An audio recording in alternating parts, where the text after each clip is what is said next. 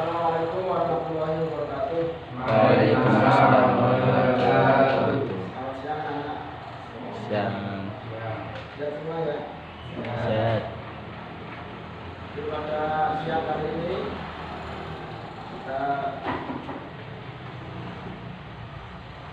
membaca surat Al-Fatihah untuk memulai pembelajaran. Semoga pembelajaran itu diberi kemudahan oleh Allah Subhanahu wa Ta'ala.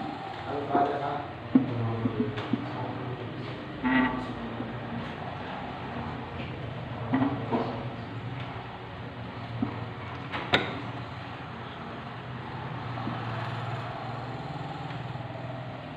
Untuk pertemuan kali ini, sebelumnya semuanya masuk ya? Ya. Alhamdulillah sehat semua. Sehingga pada pagi hari ini bisa hadir semua untuk mengikuti pembelajaran. Untuk selanjutnya, minggu kemarin kita membahas tentang periode fikih di zaman Kanjeng Nabi dan para Sahabat. Nah, periode selanjutnya yang menggantikan Kanjeng Nabi adalah sahabat. Setelah sahabat era sahabat habis, penggantinya adalah Tabi'in. Tabi'in adalah orang-orang yang mengikuti sahabat.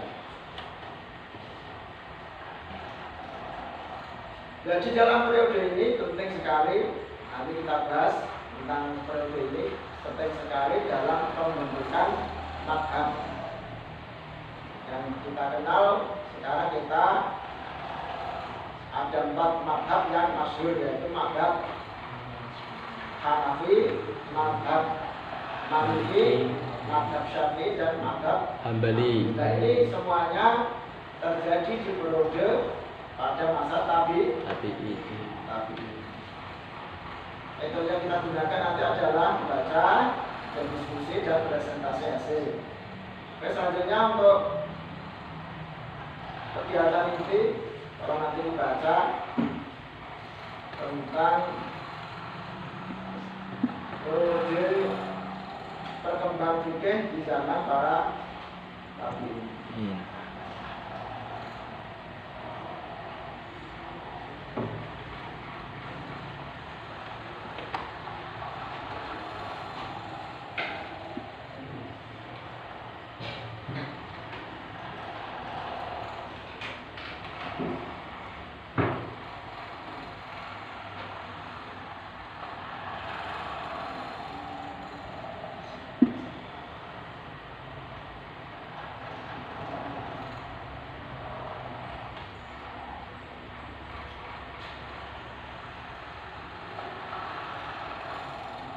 Coba kita lihat ini.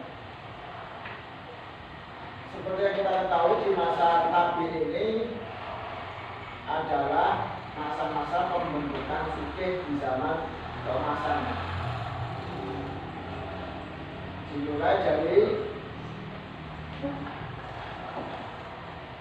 munculnya mujtahid yang bernama Imam Abu Hanifah, yang menjadi peletak dasar madhab Hanafi. Ini beliau lahir di Kufairah. Kemudian selanjutnya ada Imam Malik yang sebagai peletak dasar madhab Maliki. Beliau lahir di Madinah. Kemudian ada Imam Syafi'i yang menjadi peletak dasar madhab Syafi'i. Nah, beliau adalah Abu Abdullah Muhammad bin Idris Asy-Syafi'i. Beliau lahir di Palestina. Dan termasuk madhab Syafi'i ini mayoritas dianut oleh orang-orang Indonesia. Karena apa? Madhab Syafi'i ini mengakomodir antara ra'yu dan hadis, menengah-nengahi terhadap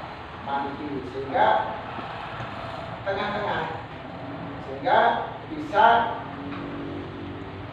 diakomodir oleh kebanyakan mayoritas umat Islam, terutama di Indonesia. Hampir bisa 90% mungkin semuanya bermadzhab Syafi'i. Kemudian ada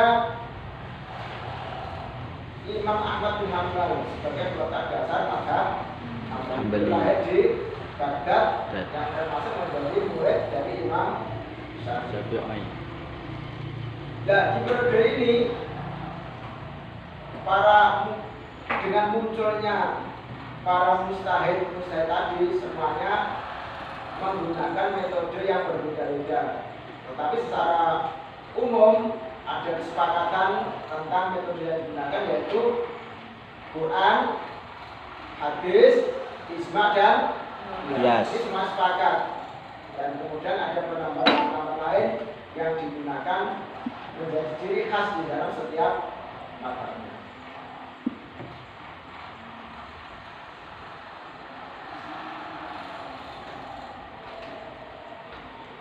Sebagai contoh mungkin yang bisa kita gunakan adalah ini, larangan khamr. Dulu khamr ini zaman awal-awal ya,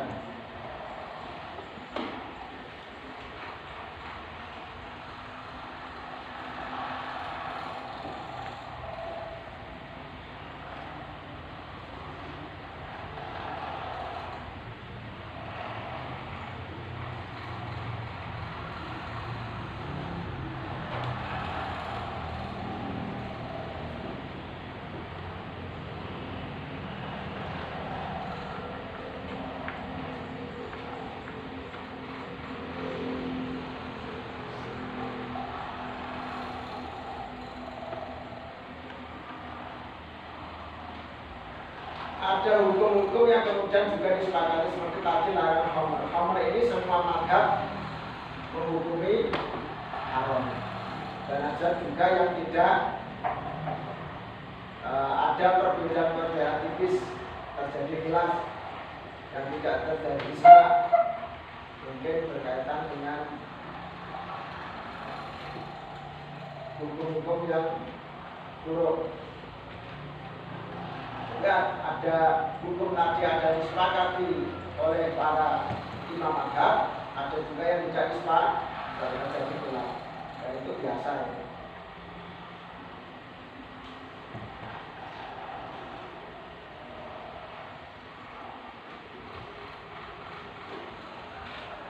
Mungkin itu yang bisa saya sampaikan berkaitan dengan materi pertemuan fikih di periode masa tabi'in.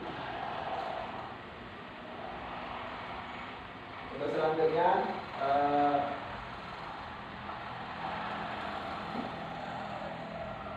diskusi, yaitu ada ini kita bagi menjadi berapa kelompok? 2 kelompok ya. Itu ada ya. Ya. Ini. Nah, kita mengapa fikih mulai dikodifikasikan pada masa tabi'in. Ini untuk yang putra. Untuk yang putri, apa perbedaan istilah antara para tabi'in di Kufah dan Madinah? Yang kita ketahui Kufah adalah Imam Abu Hanifah yang mengerjakan Ra'yu. Sementara di Madinah diprakarasai oleh siapa? Imam Malik yang mengerjakan menggunakan hadis. Jadi kalau nanti dibedakan antara keduanya. Untuk yang kelompok putra, mengapa pikir mulai dikodifikasikan pada masa tabi'in ini? Kira-kira siapa ini?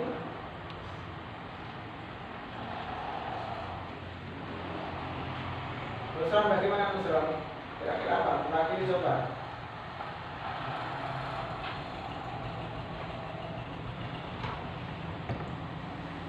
Kenapa?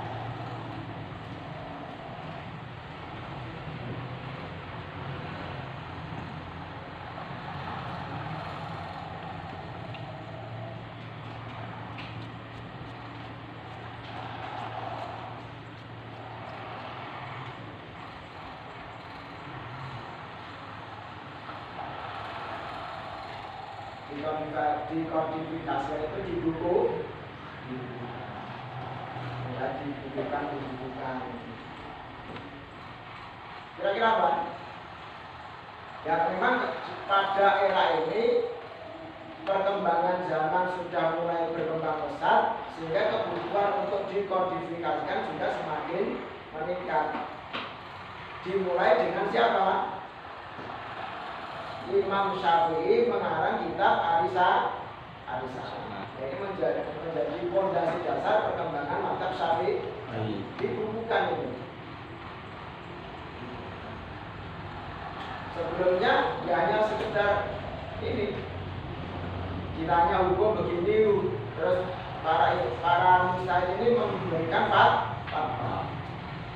Kalau perda ini sudah dibuka cara beristifat kayak apa, jadi ketika menentukan hukum itu bagaimana caranya, itu kemudian dikodifikasikan lewat Imam Syafi'i membuat kitab namanya Ar-Risalah. Di sana ada rumus-rumus cara-cara beristifat. Saya bilang ya.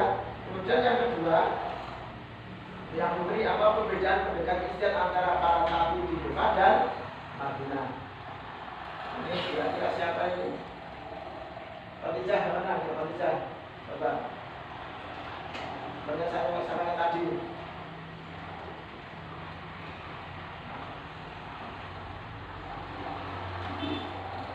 Kalau Kufah menggunakan apa? Ra'yu. Kalau di Madinah menggunakan hadis. Jadi kalau di Kufah ini ra'yu akal. Maka Imam Abu Hanifah itu ketika beliau tidak mau menggunakan hadis kecuali hadis yang sahih. Kenapa? Karena latar belakang di Kufah banyak terjadi pemalsuan hadis. Daripada saya salah menggunakan hadis, lebih baik menggunakan dan setelah diteliti ternyata hasil ijtihad Imam Hanafi tidak bertentangan dengan Quran maupun dengan hadis. Jadi ra'yunya Imam Hanafi ini tidak bertentangan. Dan kemudian yang Madinah ini menggunakan hadis, sehingga di sana bahkan ada uruf al-Madinah itu juga bisa dijadikan sebagai sumber hukum. Kalau tidak ada hadis, enggak. Proporsi menggunakan akal terbatas. Ini kalau Madinah. Nah, ini yang cenderung menggunakan hadis adalah Imam Malik dan Imam Ahmad bin Hanbal. Bahkan Imam Ahmad bin Hanbal lebih sangat lagi daripada Imam Ahmad.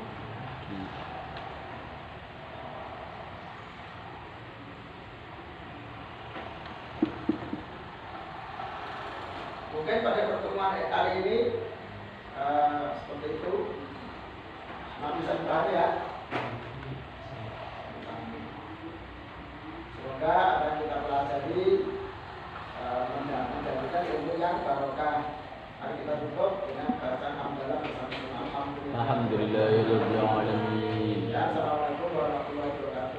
Waalaikumsalam warahmatullahi wabarakatuh.